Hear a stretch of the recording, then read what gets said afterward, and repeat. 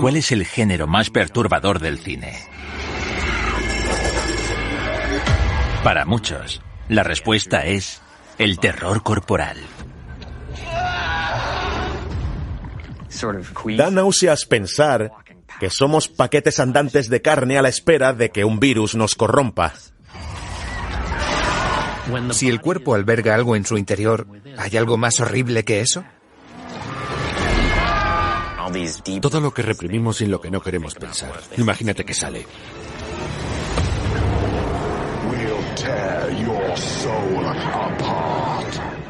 Hellraiser es increíble.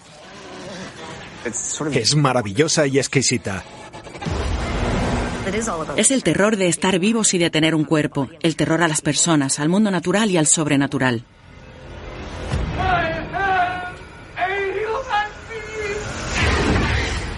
La esencia del terror corporal es que hace humano al ser humano. ¿Es esto o es otra cosa?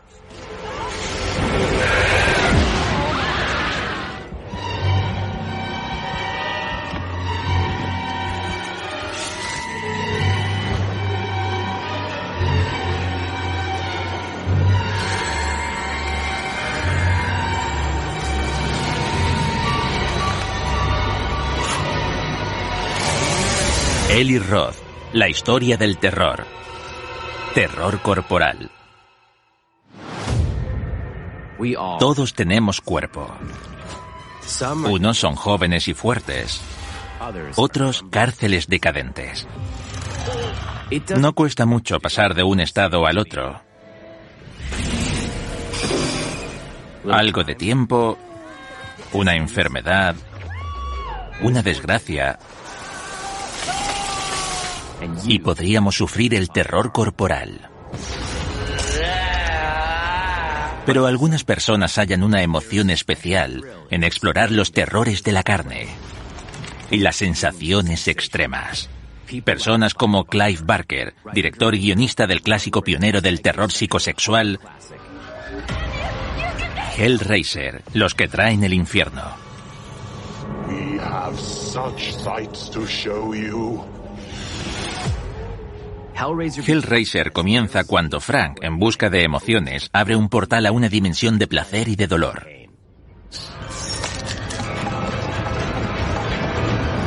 Tras la aparente muerte de Frank, su hermano Larry, su segunda mujer, la nerviosa Julia, y Kirsty, la hija de Larry, se mudan a la casa familiar. Pero aún quedan restos de Frank en el suelo. Un poco de sangre le permite escapar de la dimensión del infierno.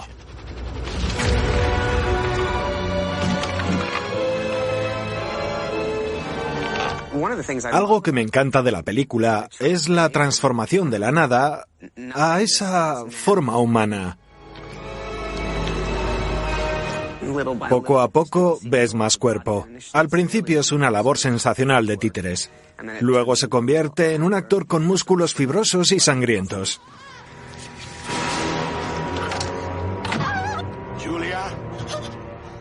El regreso de Frank reactiva su aventura secreta con Julia.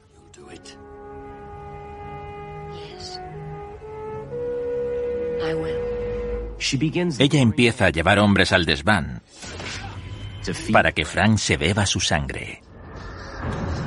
Lo bueno de Hellraiser es que, además de ser una película de terror, es una historia de amor enfermizo. Julia está tan enamorada de Frank que no puede dejarlo. Ya sabemos lo que es eso. Tienes una relación que sabes que no es sana, pero no puedes dejarla. Está tan adicta a esa aventura enfermiza que es capaz de matar a otras personas para resucitarlo.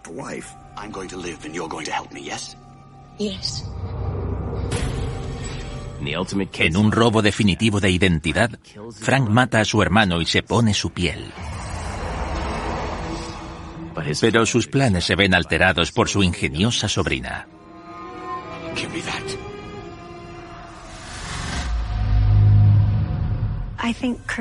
Creo que Kirsty es una chica muy normal y no espera que en la trayectoria de su vida acabe teniendo que negociar su alma con demonios del infierno.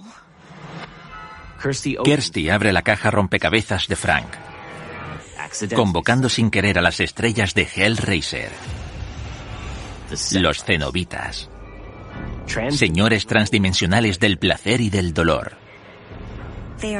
Son la combinación perfecta de lo carnal y de algo de otro mundo que está cosido junto. Hay una gran imagen de Hellraiser que se me quedó grabada. Es el charlatán que le mete los dedos por la garganta a Kirsty. Para mí eso resume Hellraiser. Es algo invasivo y desafía los límites.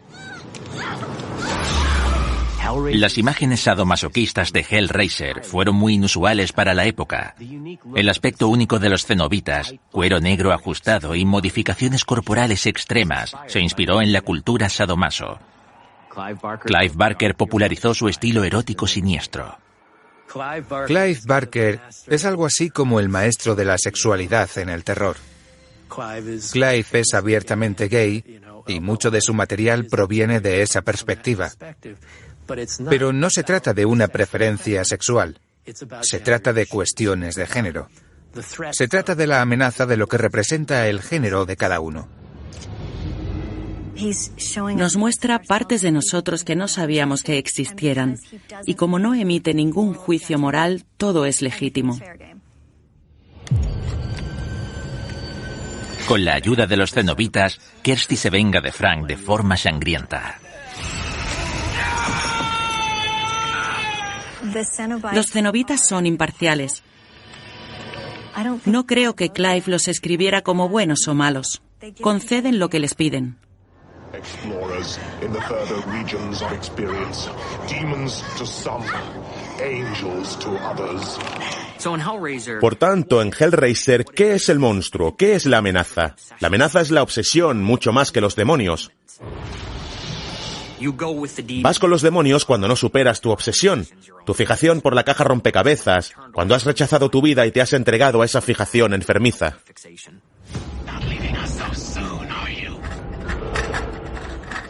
Clive Barker abrió el camino a monstruos transgresores sexuales. Pero en el terror corporal hay un nombre que destaca sobre todos: Cronenberg.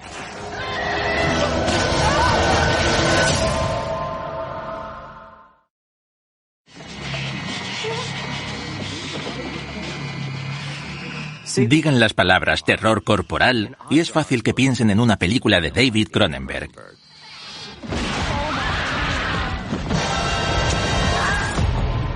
Las películas que Cronenberg hizo en Canadá en los años 70 y 80 sondearon nuestras mayores angustias sobre la fragilidad del cuerpo humano y de la mente humana.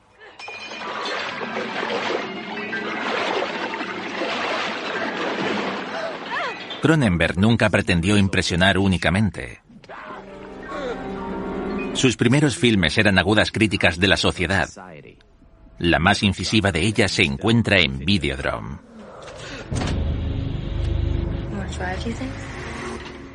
James Woods y Debbie Harry son Max y Nicky, hedonistas amorales que acaban siendo víctimas de sus oscuros deseos. El argumento de Videodrome es que un programador de televisión busca algo con más garra y encuentra una serie estrambótica que muestra torturas.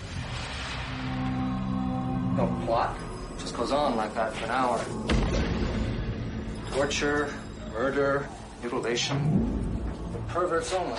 Absolutely brilliant. I mean, look, there's almost no production costs. You can't take your eyes off it. It's incredibly realistic. Where do they get actors who can do this? Le fascina ese material y empieza a investigar. ¿De dónde salen esos vídeos? Max descubre que las cintas de Videodrome tienen una señal oculta que provoca alucinaciones vívidas. Todo forma parte de una conspiración de la derecha para reprimir la moral laxa. Te machacan con un mensaje cuando ves los vídeos que se emiten desde un lugar secreto de la Tierra.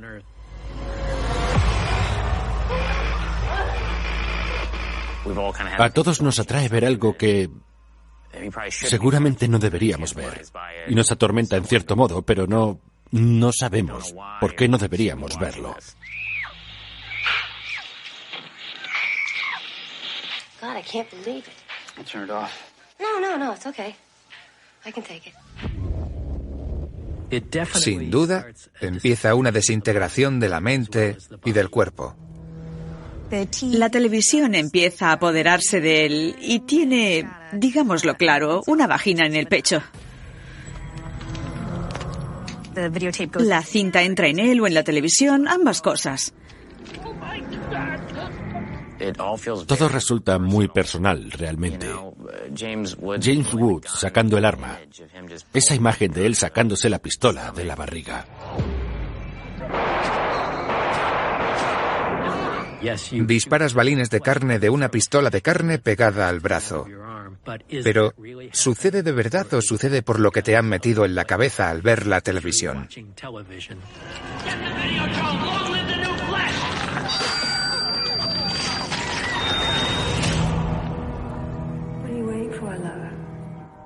Tiene metáforas disparatadas sobre la intimidad y las rarezas sexuales, y sobre mostrárselas a otros, sobre cómo influyen los medios y sobre lo que tú decides, lo que deciden ellos por ti, que es algo que resulta tan relevante o más ahora. Mis películas suelen ser muy conscientes del cuerpo, de lo que es el cuerpo y de lo que hace. Y lo que puede hacer es algo central en mis películas. Hasta cierto punto, el propio cuerpo es el monstruo. Había perdido a su madre por un cáncer y tenía experiencia en ver la decadencia del cuerpo humano desde dentro. Una rebelión interior.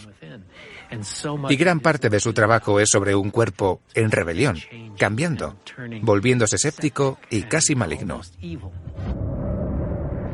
Su primera película de estudio en Estados Unidos fue su aclamada versión de La Mosca.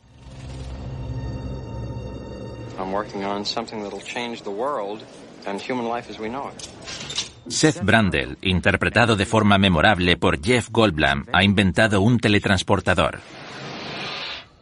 Por desgracia, cuando lo prueba, su patrón genético se mezcla con el ADN de una mosca común.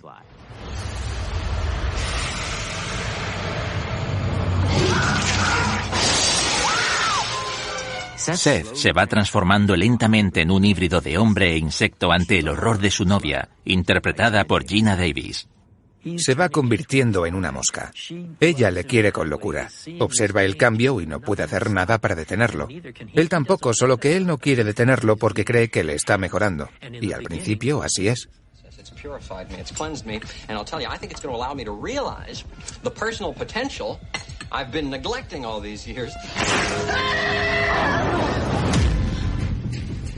Pero luego lo va destruyendo desde dentro. Y su amor tiene que superar esa metamorfosis, aunque no es posible.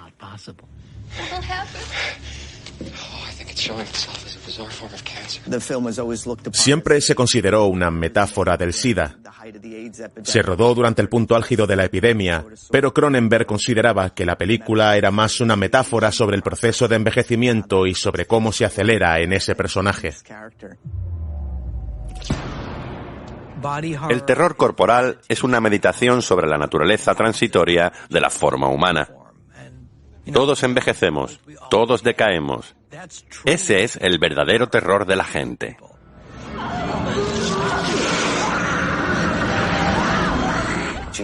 El personaje de Geena Davis es la clave del filme. Pretende estar a su lado hasta que ya sea inviable.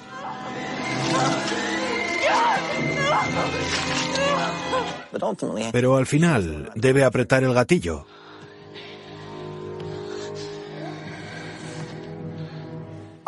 Creo que La Mosca dice tanto sobre el amor como cualquier otra película que haya visto. El terror corporal es más que carne descompuesta y anomalías físicas. También describe la realidad de ser deshumanizado por ser deseable. Pero hay caras bonitas que enmascaran mentes mortíferas.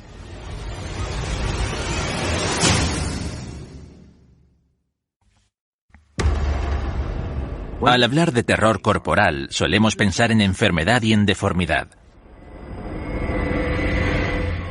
Pero ser atractivo puede conducir a un mundo de terror corporal, sobre todo para las mujeres.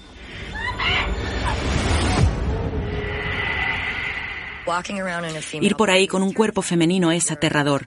Eres un blanco, eres un objeto y en parte es la razón por la que levantamos tantos muros, para proteger eso.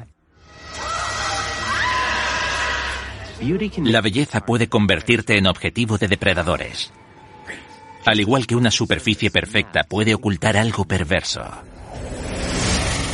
En el terror, ambas cosas pueden ser ciertas al mismo tiempo. Como vemos en las películas Audition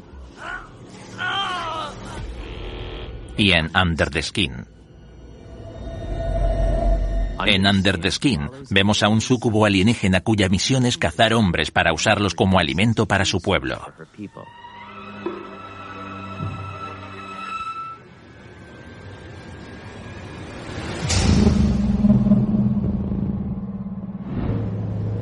La cazadora sabe que los hombres se dejan llevar por las apariencias, que no significan nada para ella.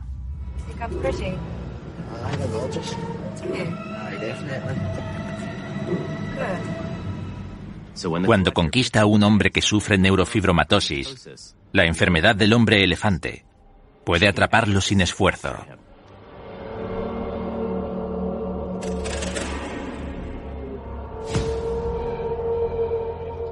Pero por primera vez siente compasión por su presa.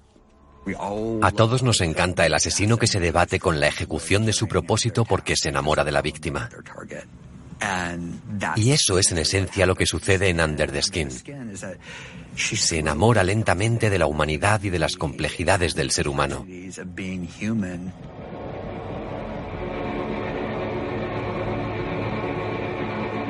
Uno de los momentos más bellos de Under the Skin para mí es cuando Scarlett Johansson se detiene y se queda mirando la mosca atrapada en la telaraña y decide soltar a una de sus víctimas.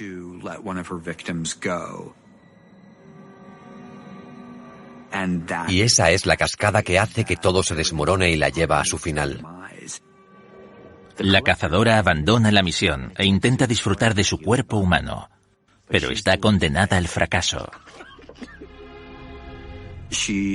Intenta tener relaciones sexuales consentidas y se le rasga el disfraz.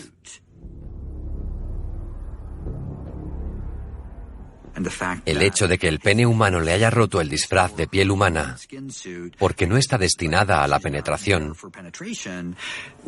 fue algo fascinante, como una llamada de atención para ella.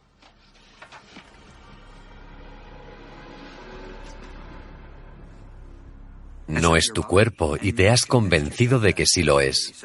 Totalmente típico de Cronenberg en ese aspecto. Como el súcubo tiene cuerpo de mujer, se convierte en el objetivo de un hombre violento, que primero quiere violarla y luego decide asesinarla.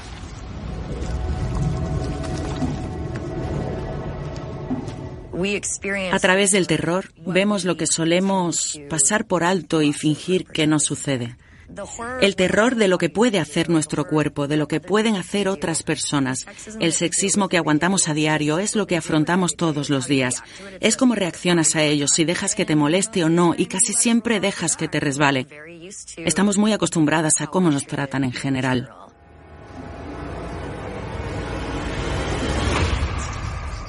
Pero en algunas películas de terror corporal, las mujeres infligen el castigo. Les devuelven la pelota a los hombres que las han cosificado y que han abusado de su poder por el sexo. Eso es lo que pasa en la película sumamente perturbadora de Takashi Miike, Audition. Audition es horrorosa. Empieza casi como una comedia social sobre un sujeto solitario y sientes compasión por el hombre. Ese hombre es viudo y su hijo le anima a que vuelva al mercado y prueba a salir con alguien. Y se les ocurre hacer algo tan despreciable como realizar audiciones a mujeres para que sean su pareja. Con la ayuda del productor, el viudo finge hacer un casting falso para una película Pero en realidad está seleccionando a su mujer ideal, perfecta físicamente y perfectamente sumisa. Cree encontrarla en la tímida y serena Asami. Y la mujer se enamora de él. Se enamora y luego descubre la razón por la que ha llegado a conocerlo.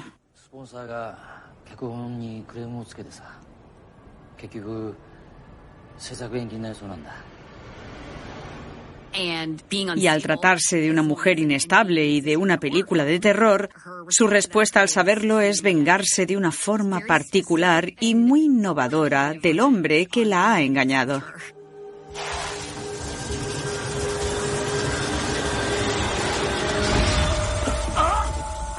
Cada plano de Audition tiene un encuadre meticuloso y una iluminación maravillosa.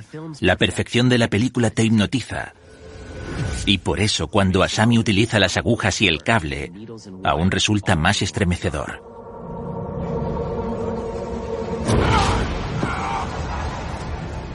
De repente, se libera un demonio.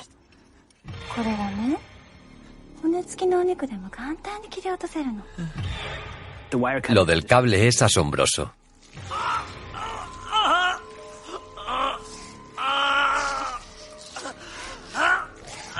¿Cómo era? Cri, cri, cri.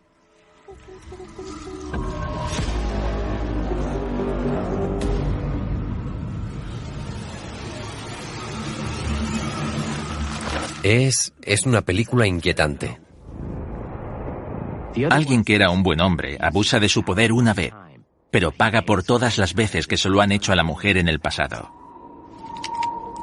Y esa es la cuestión. Con que lo hagas una sola vez, está mal.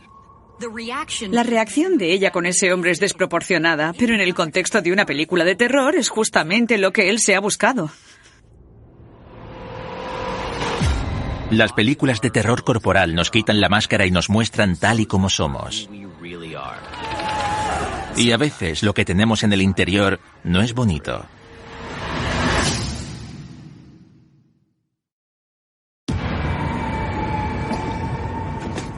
El cine de terror corporal siempre me fascinó. Tanto que mi primera película trata de una enfermedad muy contagiosa de la piel y de cómo destruye a un grupo de amigos.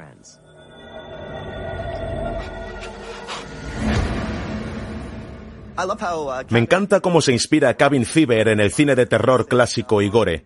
De Posesión Infernal a las películas de terror corporal de David Cronenberg, pasando por los inicios de Wes Craven y por George Romero.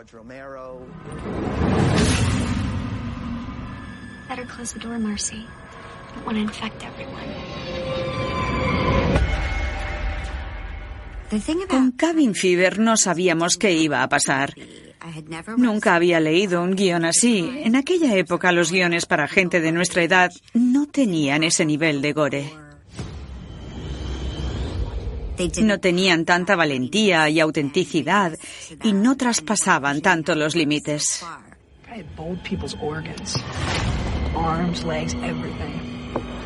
Y pensé, ¿esto será realmente increíble o nos estallará en la cara?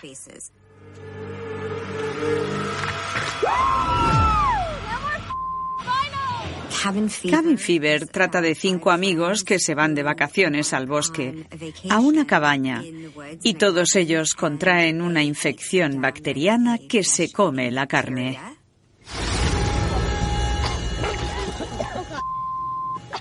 Les entra la paranoia y se vuelven los unos contra los otros.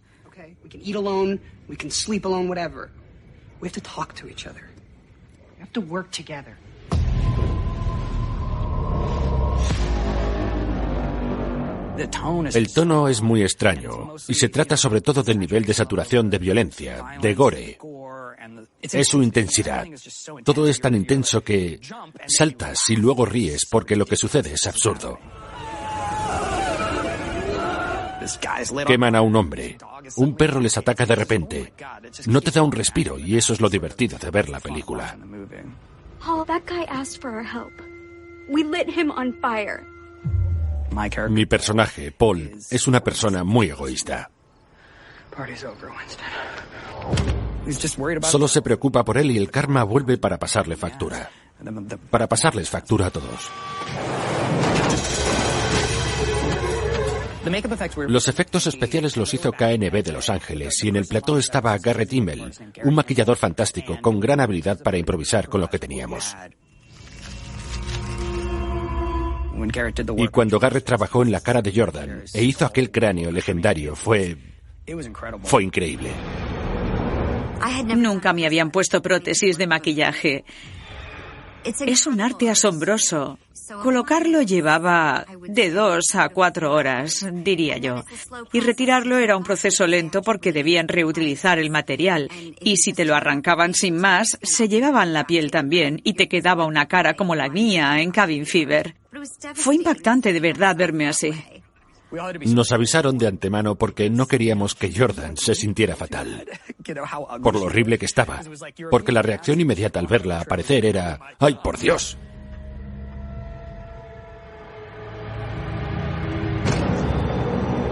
Estás ahí con tus mejores amigos, pero tienes que matarlos porque esa cosa está dentro de ellos. Y en eso se convirtió la enfermedad, en Cabin Fever. Estás con tus amigos, pero debes aislarlos o tienes que matarlos porque te pueden contagiar lo que llevan dentro. Y de repente dejas de verlos como seres humanos. Y hay algo muy real en eso. Cuando hay leprosos, ¿qué hacemos? Los aislamos. Con el SARS o con enfermedades desconocidas, confinamiento.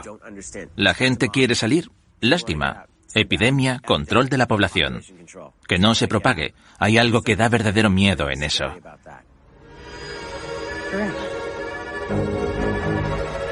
Empieza como una película de terror corporal, pero la auténtica maldad es la crueldad de la gente y que no quieran ayudar a los enfermos.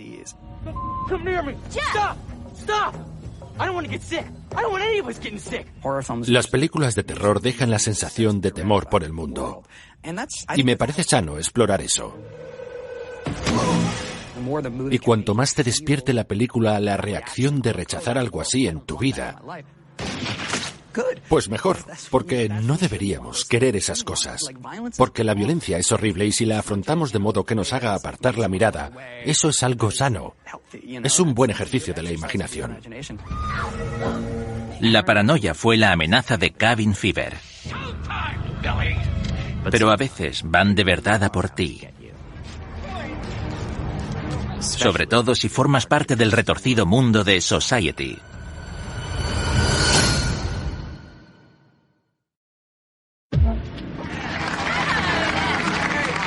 F. Scott Fitzgerald dijo la famosa frase «Los ricos son diferentes». En la película Society, los ricos son literalmente otra especie. Parásitos que se alimentan de los pobres.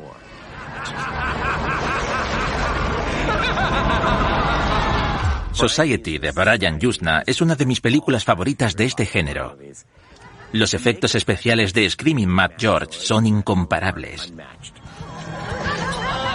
Society es una mezcla entre una película de adolescentes de los 80 y Cronenberg. Vemos a una familia donde hay una hermana mayor que se va a presentar en sociedad y un hermano menor que no encaja en la familia, no sabe por qué.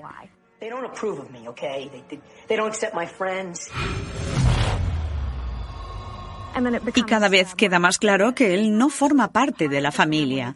La familia son los padres y la hermana y pertenecen a algo llamado sociedad. Siempre les preocupa lo que pensará la sociedad y que Bill encaje en ella.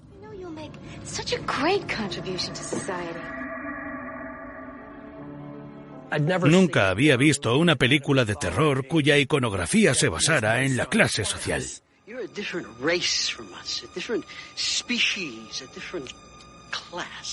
La idea era cómo divertirse con la explotación de clase.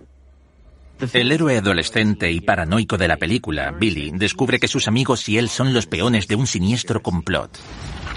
Un complot del que, por lo visto, forman parte las personas más ricas de Beverly Hills. Tiene el formato de una película de juergas de instituto. La diferencia es que se vuelve inquietante enseguida cuando Billy escucha la cinta de sus padres y de su hermana sobre su fiesta de presentación en sociedad.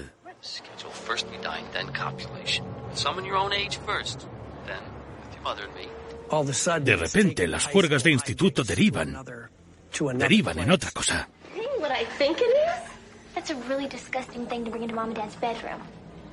En general, se acepta que el cine de terror trate tabús, y uno de los mayores tabús que tenemos es el incesto. Es un tabú que está tan generalizado que apenas hablamos de él.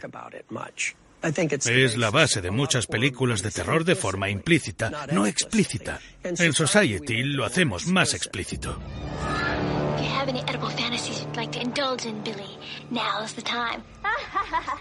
Esa incomodidad con el sexo es muy importante en el cine de terror. Siempre he creído que el terror, el sexo y la muerte están muy entrelazados.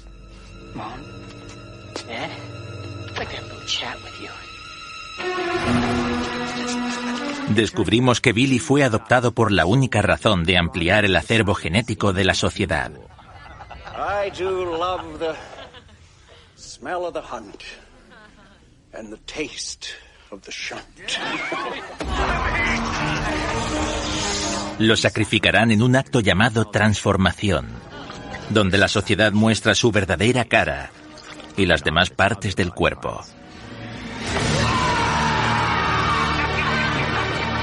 Es una de las secuencias más extrañas y perturbadoras que se han rodado nunca. Se juntan todos y se fusionan los cuerpos. Se desprenden de la ropa, se van convirtiendo en una masa amorfa y se comen a los pobres. Se bañan en su sangre y lo ves todo, con gran detalle.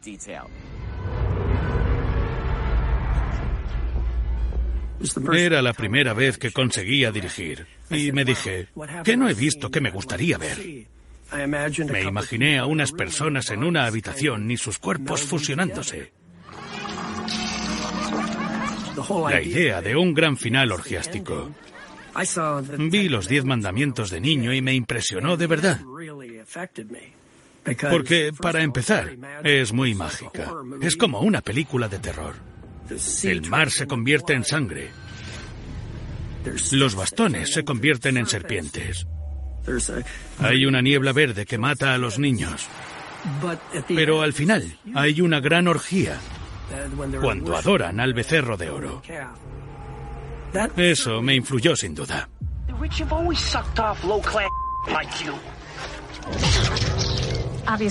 Evidentemente todo es una metáfora sobre el decoro, la adaptación y el capitalismo. Y la idea de que la clase alta actúa así porque tiene acceso a cosas mucho más refinadas, cuando en realidad lo que tiene es acceso a cosas mucho más perturbadoras y viles. La monstruosidad física se equipara a menudo con la deformidad moral. Pero a veces los normales son los monstruos. Y los llamados fenómenos son demasiado buenos para este mundo.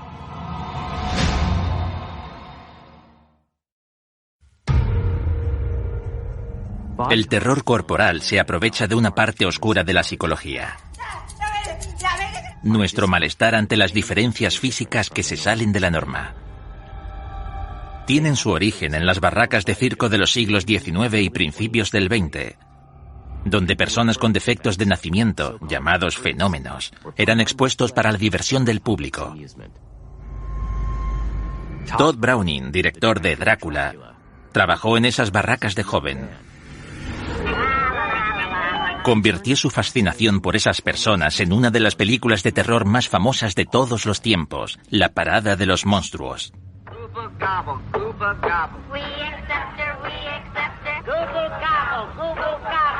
La Parada de los Monstruos es una película única.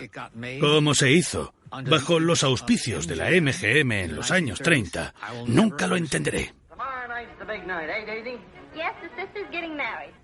Porque la MGM era la insignia de los estudios de cine. Y que ese estudio produjera esta película fascinante, a la par que repelente a veces, es toda una maravilla. La película no se basó en efectos especiales de maquillaje. Empleó a personas discapacitadas y deformes procedentes de circos y ferias de todo el país como protagonistas. Invierte la tradición. Están los fenómenos, que son los que nos importan, y la gente guapa. las bellas trapecistas y los hombres fuertes, que son los monstruos. Now here's something for your eye. La película cuenta la historia de una trapecista que se casa con un enano por su dinero y planea asesinarlo. Cuando la descubren, los fenómenos se vengan. La clave de la película, algo que es muy difícil, es que despierte esa compasión por los fenómenos. Y luego la historia da un vuelco extraño, que es cuando los fenómenos la mutilan. Hay imágenes que no se olvidan.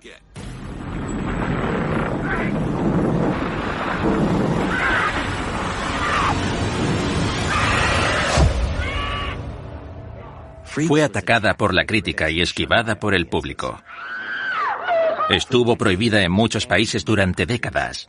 Hoy se considera parte importante de la historia del cine. En 1980, el productor Mel Brooks contrató al joven David Lynch para dirigir El hombre elefante, una visión muy diferente sobre la deformidad física.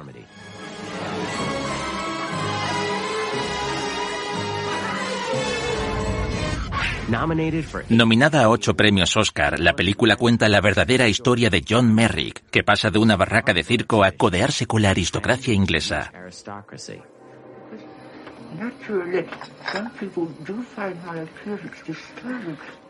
El hombre elefante es la antítesis de la parada de los monstruos porque es muy compasiva y se cuenta desde la perspectiva de alguien que nació siendo un monstruo, aunque tenía el corazón de un ángel. Es un hombre tan deformado, tan atroz, que debe llevar una máscara para no asustar a aquellos con los que se encuentra. Y lo exhiben en los circos porque es un fenómeno.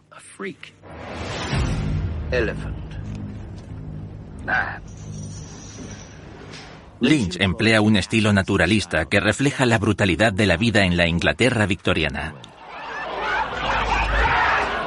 Pero lo combina con detalles oníricos que son exclusivos de él.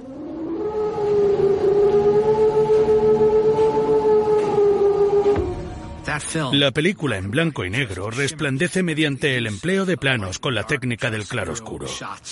Es irónico decir que es una belleza, cuando se trata de alguien de todo menos bello. Pero el poder de la película es la destreza con la que Lynch muestra la primera imagen de John Merrick. Y luego, poco a poco, te deja verlo más y empiezas a comprender que no es el exterior, sino que es el interior lo que cuenta, por cursi que parezca. Pero esa es toda la premisa.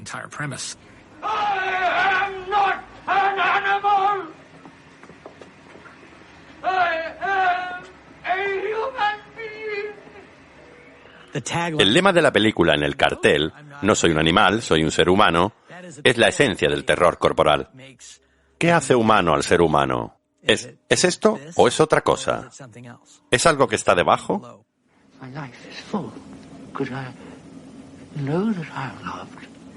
En un plano emocional, quiero ser John Merrick. Es la bondad pura. Es un ser bondadoso al que no ha destruido toda la maldad que ha visto. ¿Qué más podríamos pedir?